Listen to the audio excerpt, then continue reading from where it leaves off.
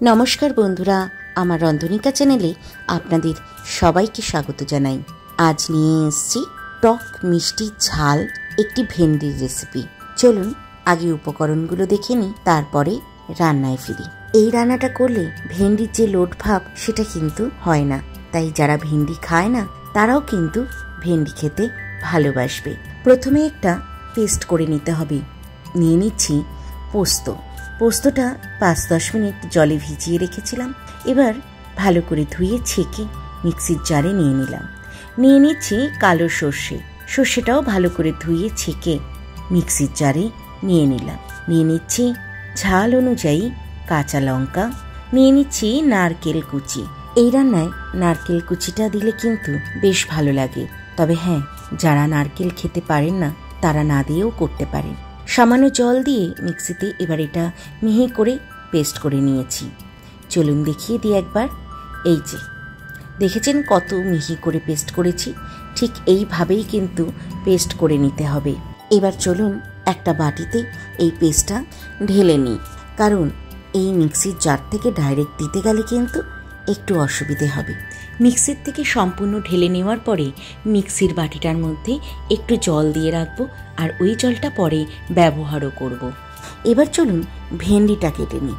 ভেন্ডিটা এরকম সাইজের ছোট ছোট দেখে নিয়েছি, আর এই রকম ভেন্ডি কিন্তু নিতে হবে। তবে হ্যাঁ, বড় ভেন্ডি হলে যে হবে না তা নয়, বড় ভেন্ডির ক্ষেত্রে মাঝখান থেকে একটা করে কাট করে নিতে হবে।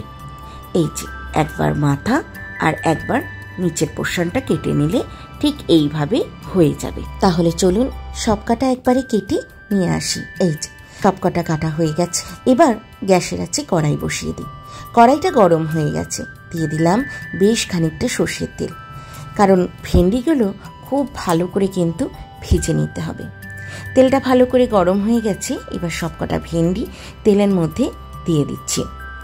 এবার খুব ভালো করে বেশ খানিকটা সময় ধরে উল্টে পাল্টে ভালো করে ভেন্ডিগুলো ভেজে নেব।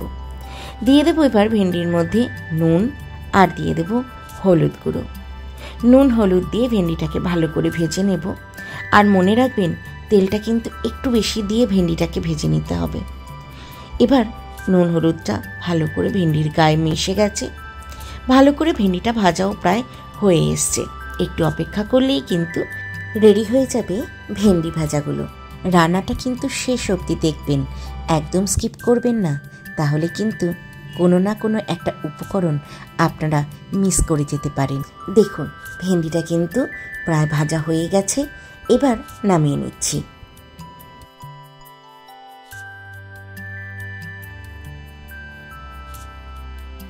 সবকটা ভেন্ডি নামিয়ে নিয়েছি। এই যে এবার এই যে তেলটা দেখছেন, এতটা তো লাগবে না, তাই একটু তুলে রেখে দিচ্ছি। পরে যদি লাগে গরম ভাজা তেল, কোনো অসুবিধা হবে না, দেওয়া যাবে রান্নায়, কিন্তু প্রথমেই এতটা দেব না। এবার ওই মিক্সি ধোয়া জলটা তেলের মধ্যে দিয়ে দিলাম, একটু ভালো করে নাড়িয়ে নিলাম। এবার এতে দিয়ে দিচ্ছি কাশ্মীরি লঙ্কার গুঁড়ো, যাতে কালারটা খুব সুন্দর আসে।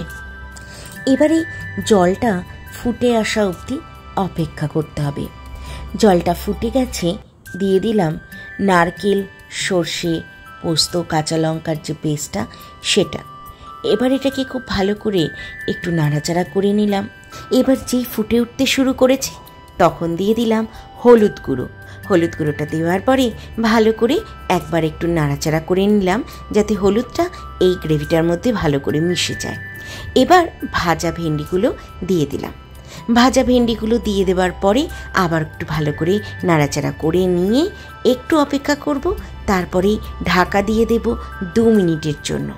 বেশিক্ষণ লাগবে না, কারণ ভেন্ডিগুলো তো ভাজা ছিলই, শুধু একটু ভেতরে মশলা এবং তার স্বাদ ঢোকার অপেক্ষা। 2 মিনিট হয়ে গেছে, ঢাকাটা তুলে নিলাম। এবার এতে দিয়ে দিলাম আন্দাজ মতো নুন। যেহেতু ভেন্ডিগুলো ভাজা করার সময় আমি নুন দিয়েছিলাম, তাই এই সময়টা নুনটা একটু বুঝে দিতে হবে। এবার বেশ কিছুক্ষণ একটু নাড়াচাড়া করে নেওয়ার পরে দেখবেন ঝোল বা গ্রেভিটা টেনে আসবে। দেখুন তেল ছাড়তে শুরু করেছে কিন্তু, আর ঝোলটাও কিন্তু অনেকটাই টেনে গেছে।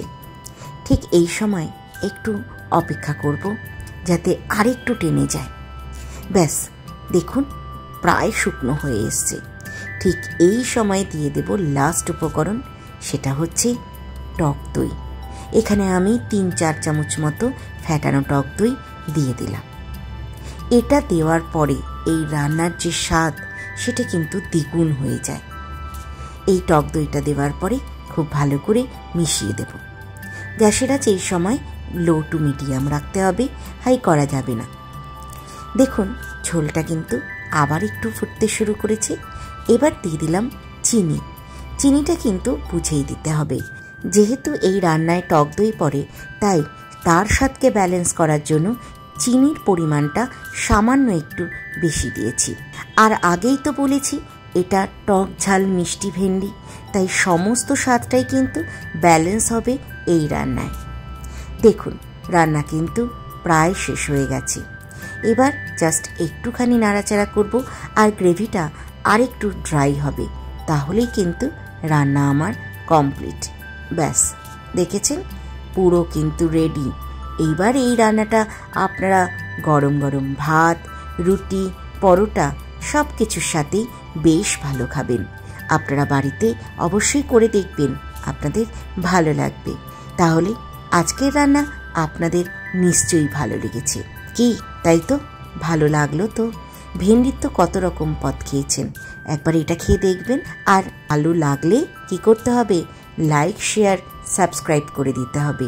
তাহলে দেখা হচ্ছে পরের দিন নতুন একটি ভিডিওতে। সবাই ভালো থাকবেন, আর আপনাদের সবার দুর্গাপুজো খুব ভালো কাটুক।